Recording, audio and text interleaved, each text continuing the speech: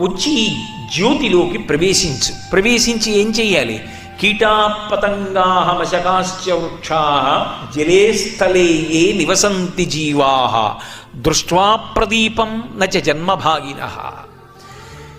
ఈ లోకంలో కీటాహ అనేకమైనటువంటి పురుగులున్నాయి, పతంగాహ రెక్కలు కలిగినటువంటి పురుగులున్నాయి. అలాగే జలే స్థలే ఏ నివసంతి జీవాహ అవి నీటిలో ఉంటాయి, భూమి మీద ఉంటాయి. అంతేకాదు వృక్షముల వంటి ఉన్నాయి, అవి కదలలేవు. తెల్లవారి లేస్తే మనకి ఆకుకూరలు ఇస్తున్నాయి, పువ్వులు ఇస్తున్నాయి.